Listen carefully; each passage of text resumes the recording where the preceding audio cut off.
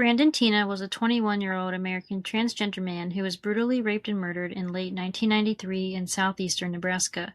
His death, along with the subsequent systemic failure of law enforcement, became a landmark catalyst for the modern LGBTQ+ rights movement and inspired the Oscar-winning film Boys Don't Cry.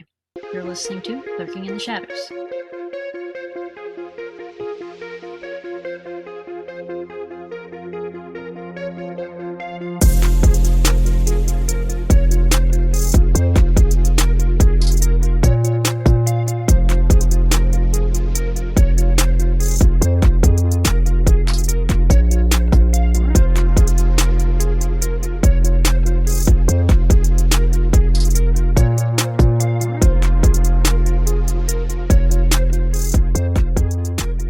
Welcome, Shadows. Welcome, everybody. I have not seen that movie, so... I have not either, actually. Okay, well, we'll put it on the list. Yeah, we'll add to our list. Yeah. Welcome to our Pride Month. Yeah, happy Pride Month. Yeah, happy Pride Month, everybody. We did have a sign, but it was backwards on camera. I couldn't figure it out. We couldn't figure out how to fix it. You know, that's probably our bad, but, you know... Actually, it's the system of recording on's bad, because there's not an option to mirror it. No. The effects are terrible. Mm-hmm. Do better. Yeah. We're still trying to figure out our software. It's... We'll get it right one day. Yeah. We'll settle on something one day. We'll come across the right one that has all the things we need. Yep. For a decent price. Yeah. Yeah. Yeah. Alrighty, so I have an LGBTQ case, and then next week we will have another one. Mm-hmm. Amber will have one for you. Yes, I do the next one. Yeah. And then we'll get back to our regular scheduled program. Yeah. Or maybe there'll be another one. Who knows? Yeah, who knows? We'll cover whoever we want to cover. It's Pride. It's Pride for the whole month. It is. Yeah, so it's that month. Yeah. Yeah, happy Pride Month. All right.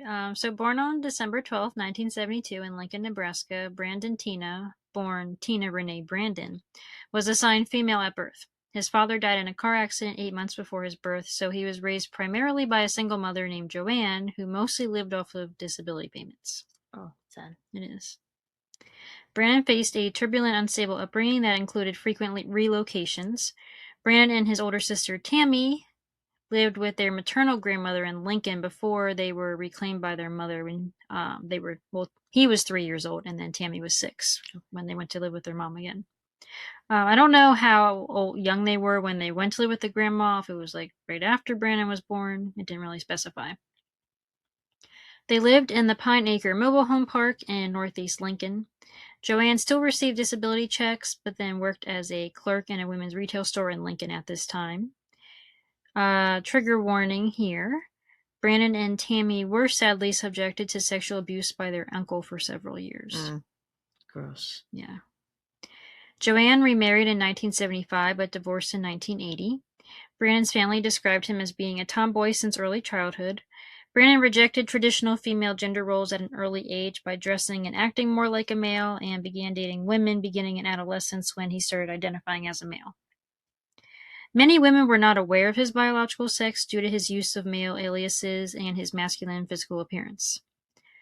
I wouldn't really say he looked masculine. I mean, he could definitely pass as a boy, but he had very soft features. Okay, yeah. Like no facial hair or anything like that. Okay. On the Brandon Teena story on Amazon Prime, which I watched when I was researching this case, his ex-girlfriends were interviewed and described him as knowing how to treat a woman. He was courtly and sent flowers, and they said he was an excellent kisser. Oh, what a nice compliment. Yeah. His mother, though, rejected his male identity and continued referring to him as her daughter. Brandon did claim to be intersex on several occasions. He still kind of didn't really know how to identify himself. Okay, yeah. Brandon and his sister attended St. Mary's Elementary School and Pius X High School in Lincoln, where some remembered him as being socially awkward. During his second year, he rejected Christianity after he complained to a priest at Pius X about Christian views on abstinence and homosexuality. He also began rebelling at school by violating the school dress code policy by dressing more masculine. During the first semester of his senior year, a U.S. Army recruiter revisited the high school, encouraging students to enlist. Brandon was interested and enlisted in the United States Army shortly after his 18th birthday, and he hoped to serve on a tour of duty in Operation Desert Shield. However, he failed the written entrance exam by listing his sex as male. So they wouldn't take him. Brandon began his first serious relationship in 1991 with a girl named Heather. He began working as a gas station attendant to save up to purchase a trailer home for him and his girlfriend. However, his mother disapproved of the relationship and convinced his sister Tammy to follow him to determine whether his relationship with Heather was platonic or sexual. What the fuck? Yeah. Follow? Yeah. Like getting her daughter involved. That's disgusting. Yeah. Oh, man. That's definition of, like, can't mind your own business. Yeah, and definitely not accepting of her child. Yeah. Well, I mean, that was blatantly obvious when the pronouns were not correct. So. Yeah. Mm-hmm. Brandon underwent a psychiatric evaluation in January of 1992, which determined that he had a severe, quote, sexual identity crisis. He was later taken to the Lancaster County Crisis Center to ensure that he was not suicidal.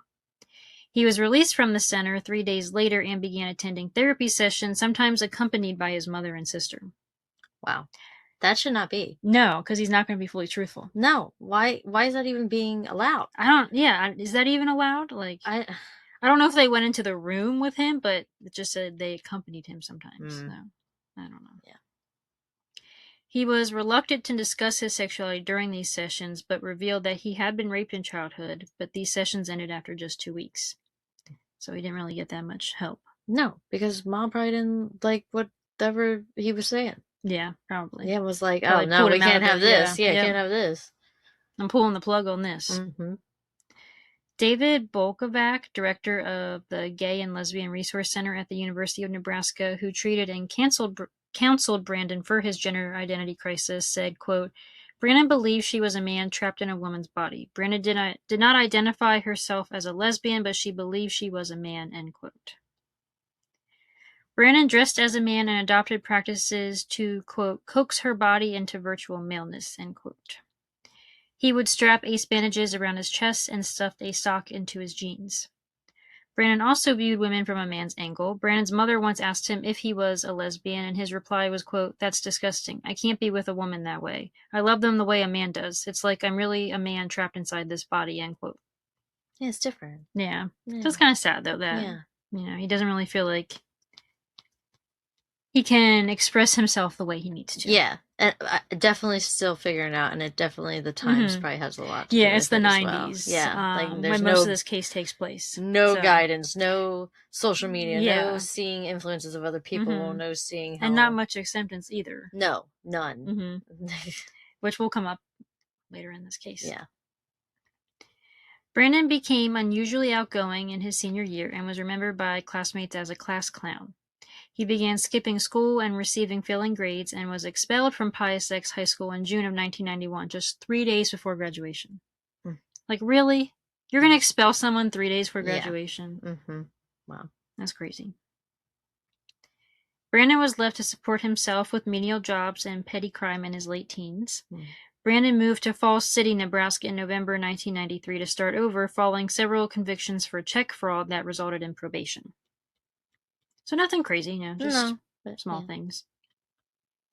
Unfortunately, Nebraska was, and probably still is, a very conservative state, and Falls City was a predominantly white community as well. And it's in the 90s, so not a suitable place for an LGBTQ person to be living at this time.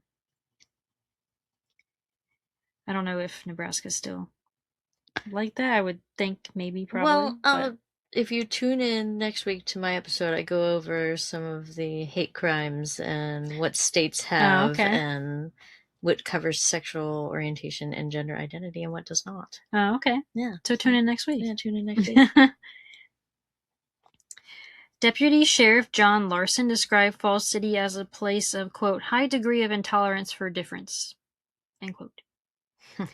Which implied that anyone who was like gender nonconforming, cross-dressing, homophobic, bisexual, or strictly a male, or not strictly a male or female, would be a malicious target. Yeah, that's gross. That's a gross viewpoint. It's a gross way to think of things. Yeah, and it's like an entire like town that like thinks that way. Yeah, it's gross. Brandon presented as male since it was a new town and he didn't know anyone, but that secret would sadly not stay a secret for long. Brandon became friends with several residents and moved in with a 24-year-old woman named Lisa Lambert. Brandon began dating Lambert's friend, 19-year-old Lana Tisdale, in early December of 1993, and also began hanging out with two men Lana knew named John L. Lauder and Marvin Thomas Nissen, who goes by Tom. Both men were ex-convicts. Lana's mom described Brandon as very polite. He never talked bad about anyone, was very considerate towards Lana, and she liked him as someone to date her son or her daughter. Tom said when he would hang out with Brandon, they would talk about women and point some out when they were driving and say, "What about that one? What about that one?" You know, just like what they thought about him. And he said they just had typical guy talk. Yeah, the guy talk. Yeah. So they didn't suspect anything. Yeah. Brandon was arrested and held on forgery charges on December 15th, 1993 in Falls City.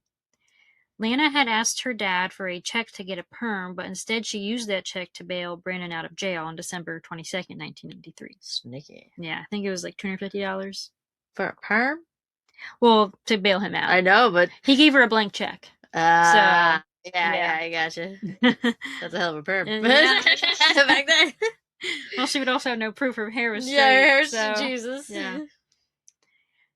He was kept on the women's side of the prison because it was based on biological sex.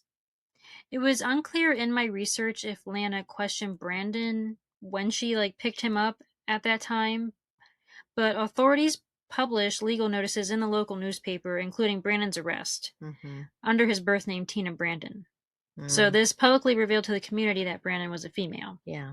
Jesus. So for anyone that read the newspaper. Literally, it was just like a poster. Because everybody's... For anybody's reading the newspapers in the 90s. Everyone read the newspaper back then, yeah. So, yeah.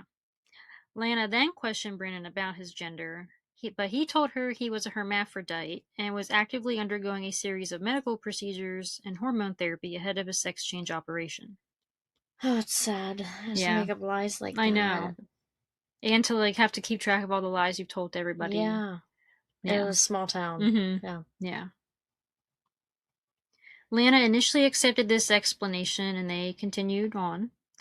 Lana said her mom, though, was disgusted, told her to stay away from Brandon, and said, quote, "Those kinds of people have AIDS." Wow. Fuck you. Yeah. Yeah, fuck you. Yeah. Mm-hmm. In the documentary Lana Talks, that I watched on Prime, and she said, she told her mom, no, that's not true. He doesn't have AIDS. Yeah. The news that Brandon was not truly a male came as a shock to everyone that knew him in Falls City, and two people felt particularly angry about the news, and that was John and Tom. On December 24th, 1993, Brandon and Lana attended a Christmas party at Tom Nissen's house.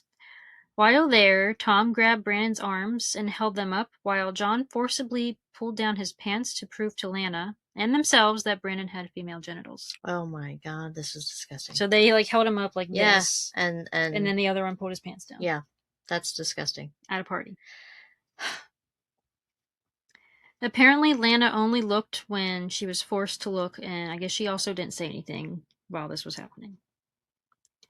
Soon after, Lana was apparently called home by her mother, so she left Brandon at the party but said she would return.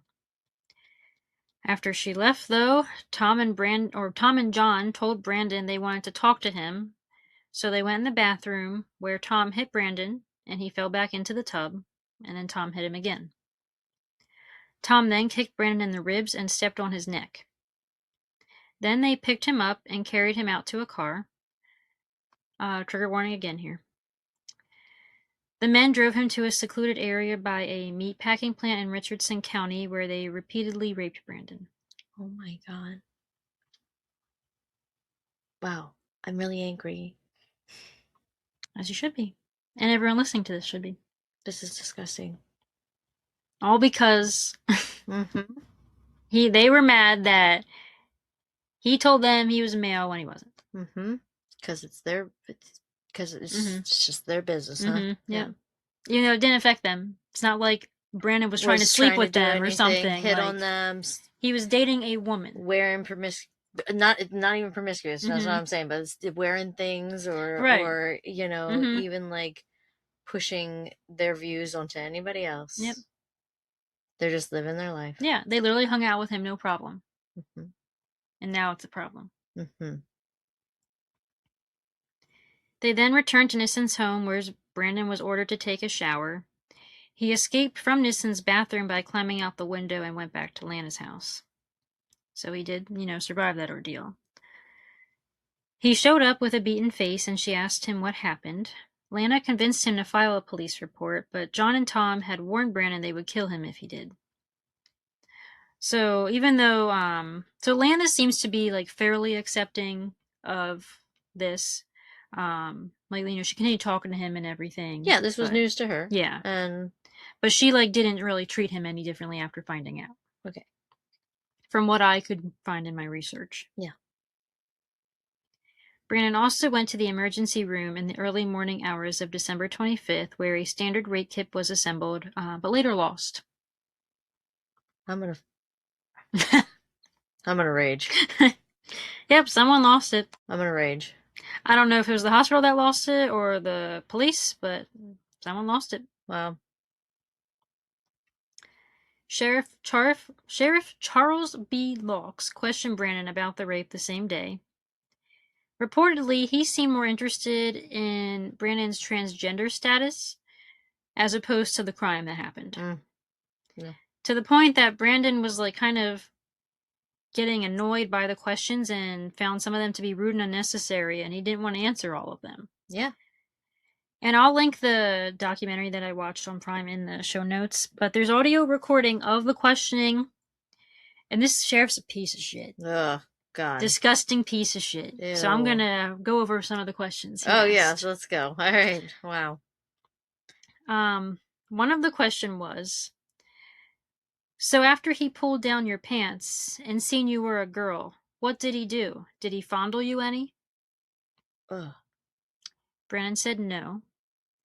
Then Locke said, he didn't fondle you any, huh?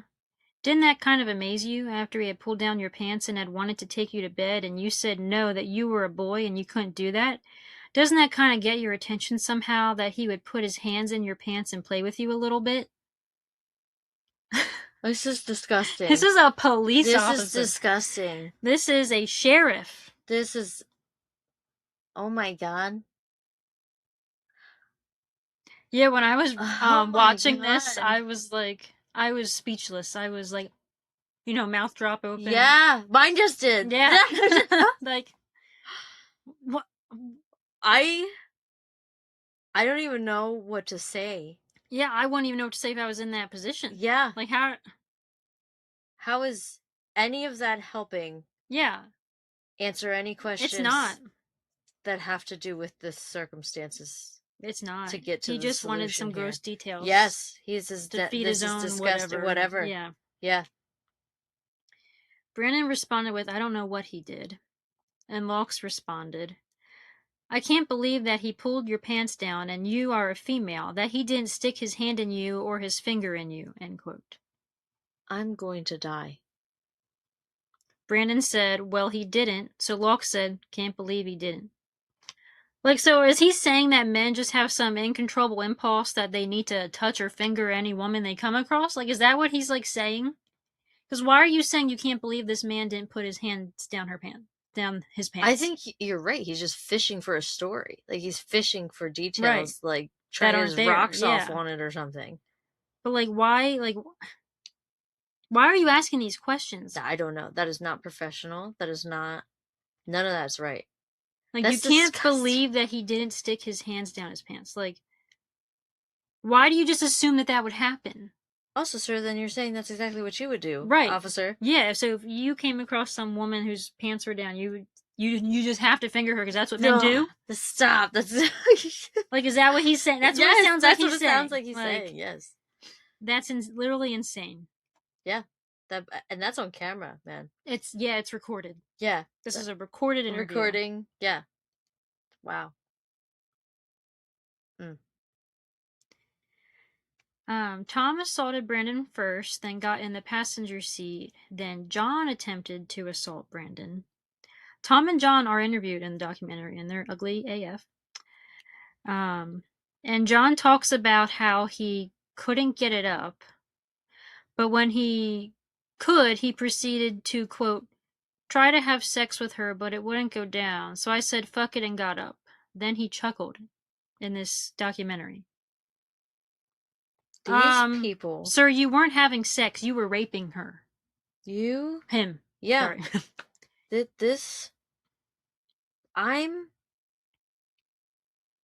My gasters are flabbered.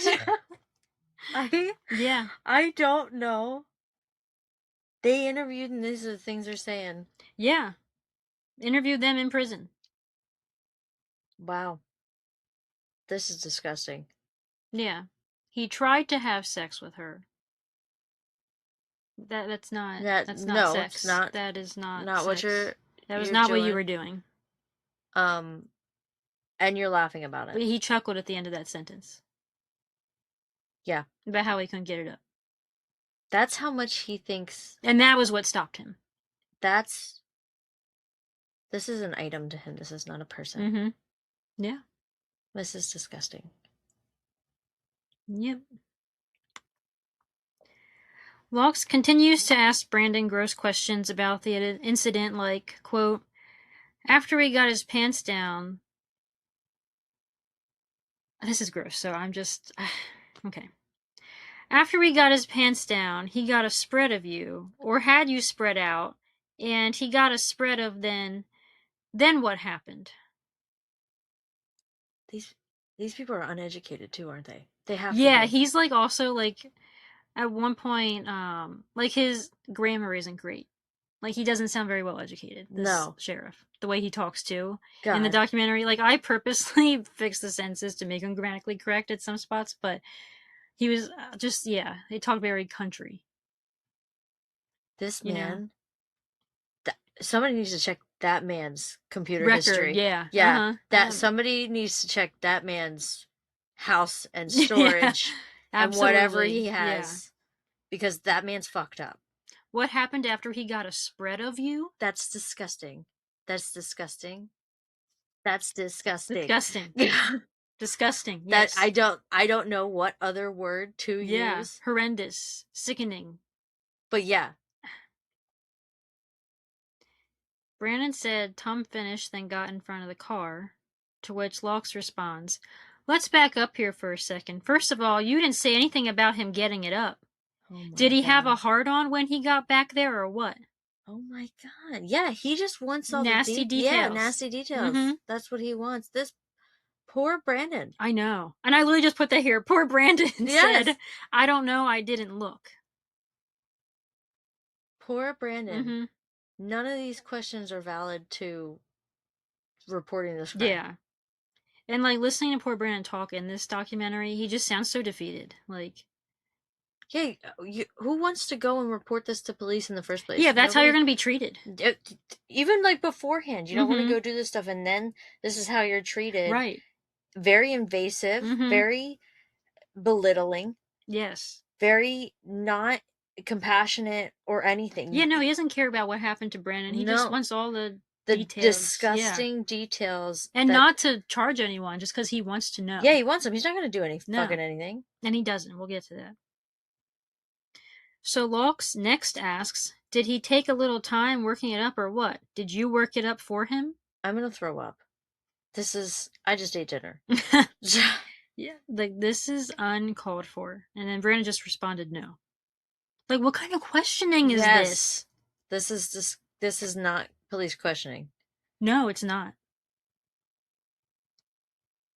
Then they show a clip of John saying, quote, she was very, very quiet. She didn't say nothing. She said ouch, but that was it, end quote. I can't get my jaw off the floor. It's stuck there. Yeah. It'll stay stuck there. Oh my god. Laux didn't bother arresting the two men. Instead, he told them Brandon reported a rape. He told them. Brandon told on them. Wow. That's not a police officer. No. There's not. Okay. Not a sheriff. Not a sheriff. Yeah, no, he is not. This is... he got all his drinking buddies to vote him I don't know if he's still alive, but I hope not, and you died a horrible death. I hope he got it, and I hope he's in the afterlife getting everything he needed handed to him. Yep. Laux declined to have them arrested because, quote, what kind of a person was she? The first few times we arrested her, she was putting herself off as a guy. And? Yeah, what does that have to do with being raped? That's why you can't arrest somebody for raping them? Because in his eyes, he sees what Brandon did as a worse crime. He does. He does. Then what happened to him? Yeah. Insane. Yeah. Finally, on December 28th, 1993, Tom and John were questioned by deputies, but again no arrests were made. The deputy said later that Laux advised against them making an arrest, even though the deputy believed there was enough evidence to arrest Tom Nissen and John Lauder. Yeah. But stupid Laux is jumping in again saying, don't arrest them. They did nothing wrong. Around 1 a.m. on December 31st, 1993, Tom Nissen and John Lauder drove to Lisa Lambert's house and broke in. They found Lambert in bed and demanded to know where Brandon was. Lambert refused to tell them. Nissen searched and found him hiding under a blanket at the foot of the bed. The men asked Lambert if there was anyone else in the house, and she replied that Philip Devine, who was a house guest visiting from out of town, was there.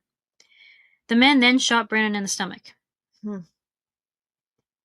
Nissen later testified in court that he had noticed that Brandon was twitching and asked Lauder for a knife, with which Nissen stabbed Brandon in the chest to ensure that he was dead. Nissen later testified that he shot Lambert in the stomach, so also shot her. After leaving the room to find Devine, the house guest, and then returning with him, Nissen shot Lambert a second time. The two men then took Devine into the living room, sat him on the couch, and shot him twice. Oh my God. So that poor guy was just wrong place, wrong time. Just visiting Lisa Lambert, staying with her, and this is what happens.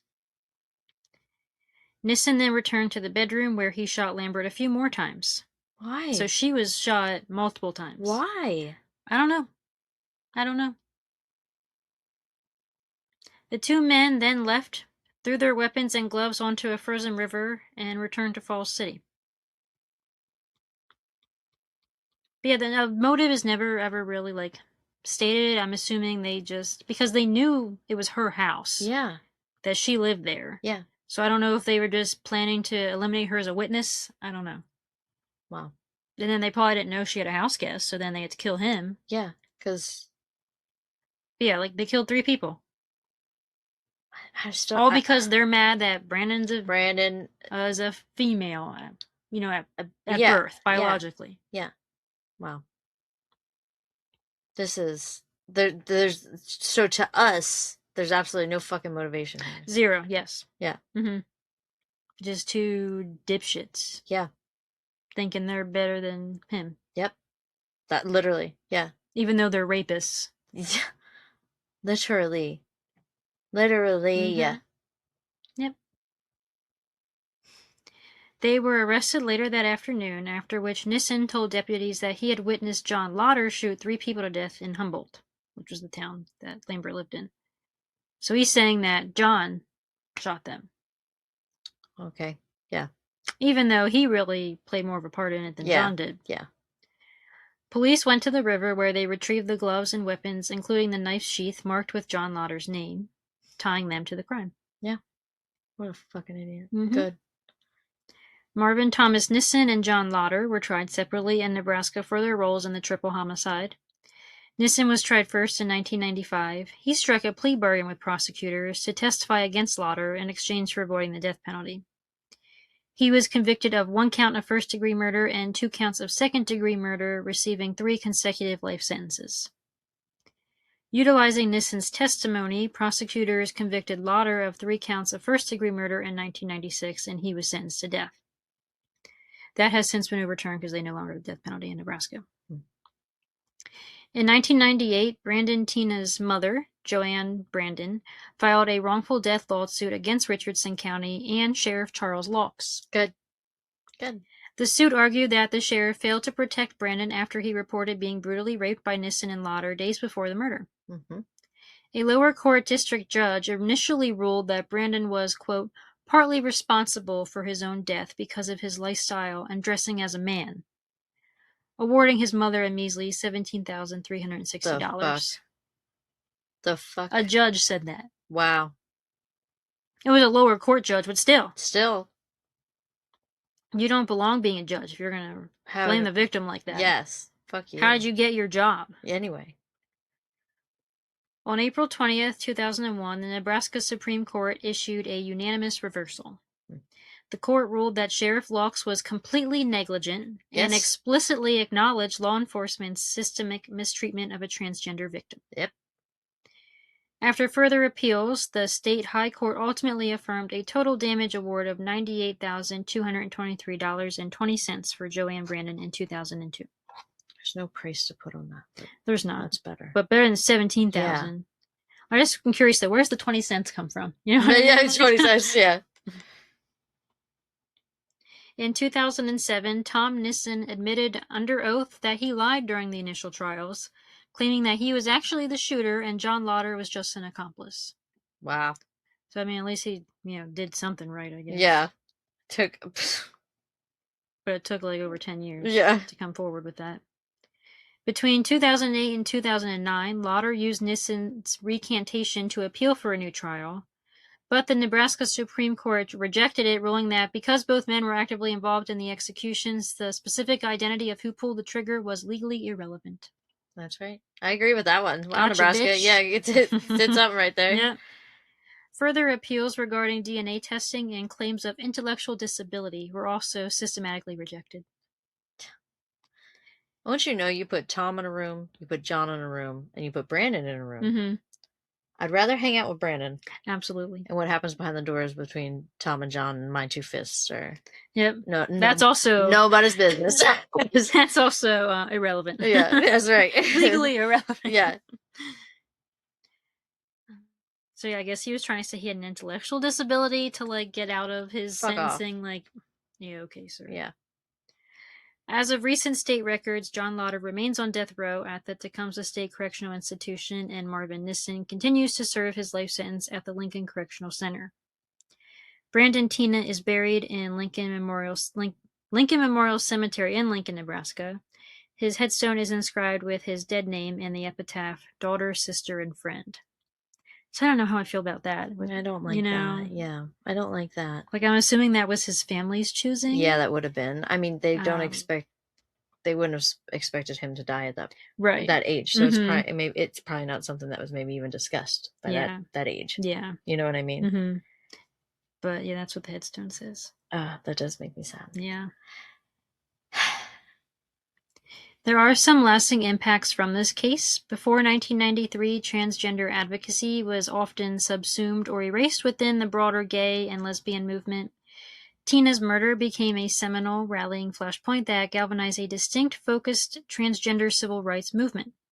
The public outrage surrounding the murders of Brandon Teena and Matthew Shepard 5 years later in 1998 heavily influenced the creation of the Transgender Day of Remembrance, which honors victims of anti-transgender violence globally. In the landmark case of Brandon versus County of Richardson, the Nebraska Supreme Court ruled that the sheriff was fully negligent. Supported by civil rights groups like Lambda Legal, this established that law enforcement must be held legally and financially accountable for failing to protect victims of hate crimes.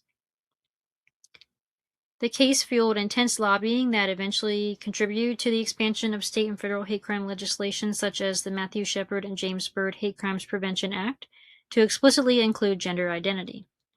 Yep. I go over that a little bit in my... Okay. Yeah. And also, last year we were covered the first two cases that were tried under that act. Yeah.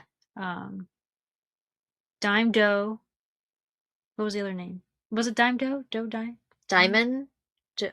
Dime Doe and... Oh, I'm blanking on the other one's name. I'm terrible with names. Mercedes Williamson. Yeah. We figured it out. Yeah. That was the last name. Yeah. So listen to those. Those were a year ago. Yes. We'll link it below And then you can also listen to, you just said, I'm blanking on the name, you just said it. The serial killer one. Oh, the Hampton Roads serial killer. The tragedy inspired the Emmy-nominated documentary The Brandon Teena Story, which I watched for this, and the highly acclaimed 1999 feature film Boys Don't Cry, which won Hilary Swank an Academy Award for her portrayal of Brandon Teena. Lana Tisdale sued the film's producers, though, for unauthorized use of her name and before the film's release. She claimed the film depicted her as, quote, lazy white trash and a skanky snake, end quote. She's saying is how she was portrayed in the movie. I gotta watch the movie now. Tisdale also claimed that the film falsely portrayed that she continued the relationship with Teena after discovering he was transgender. She eventually settled her lawsuit against the movie's distributor for an undisclosed amount. Oh, she got a penny. Yeah. So. And in the documentary, I mean... I was gonna ask you. I got Trailer Park vibes. Like, she's, like, sitting on her bed smoking a cigarette while doing this like in the real interview of her. Yeah. Yes. So I'm not gonna lie, I did get Trailer Park vibes. But, yeah, you know. I mean, the shoe fits. Yeah. I mean, you know? Somebody just sounds a little too happy. Yeah. And offended. Yeah.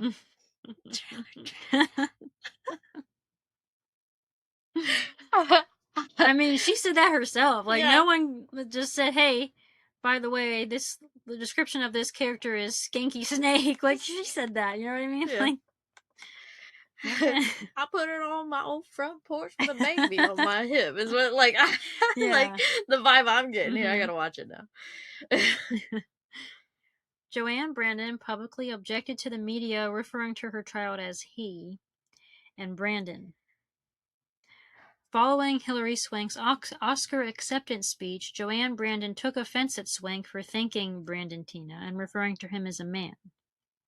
Now, this is Brandon's mom saying this. Somebody... And then she said, quote, that set me off. She should not stand up there and thank my child. I get tired of people taking credit for what they don't know, end quote. What? I don't know. However, in 2013, Joanne told a reporter that she accepted Brandon being referred to as transgender in the media. Although she was unhappy with how Boys Don't Cry portrayed the situation, she said about the film, quote, it gave them, referring to like gay and transgender advocates, a platform to voice their opinions, and I'm glad of that. There were a lot of people who didn't understand what it was Brandon was going through. We've come a long way, end quote. When asked how the murder affects her life today, Joanne replied, quote, I wonder about how my life would be different if she was still here with me. She would be such a joy to have around. She was always such a happy kid. I imagine her being a happy adult, end quote. Adding that she would accept Brandon living as a man. But yet she still refers to him as a she. Yeah. Makes me sad. Yeah. Lastly, the Vancouver-based pop-punk band Hotel Mira released the song Brandon off their debut 2014 album Circulation in memory of Brandon Teena. Aww. So, yeah, that was the horrible case of Brandon Teena. Yeah, fuck you, Sheriff Locks. Yeah, and I hope you're John and Tom. Yeah, and John and Tom. Have fun in prison the rest of your lives. Yeah, you fucking idiots. Yeah. God. Oh, it makes me so mad. I know. Yeah. Makes me so mad. Disgusting case. It is disgusting. All around. Mm-hmm. It is disgusting. Mm-hmm. Wow. Well, we tell these cases because they still need to be told. They do. And this was in the 90s. I don't know how many people are familiar with the name Brandon Teena. Yeah, I never heard of that one. So, and that, like, what a time for that, you know, that kind of crime and that kind of hate, you know. It's a different time. Not that it's any fucking better nowadays, but we have a little more laws and things now. We do, yeah. There is some more acceptance now, but yeah. I mean, it was a lot better a few years ago, though. I feel like now we're going backwards again. Yeah, does feel like that, to be honest. Yeah. Yeah. It was fine when Obama was president. Yeah, we were making some progress. Yeah, because I'll go over that act that was signed in by Obama. Yep. You know, so tune in next week for that LGBTQ plus episode. And happy Pride Month. Yes, happy Pride Month. Do something gay. Yeah. Let us know in the comments if you're going to any Pride festivals or what you're doing. Yeah, I'm going to be away for the Lancaster. I know. So I was thinking that. I'm a little sad about that, but I'll be celebrating in other ways. Yeah, that's true. Make Like a Shadow and follow us on Facebook, Instagram, and YouTube at Lurking in the Shadows Podcast. No more TikTok, but if you have any questions, concerns, or case suggestions, please shoot us a Gmail at Lurking in the Shadows Podcast at gmail.com. And keep lurking around for our next episode. Bye!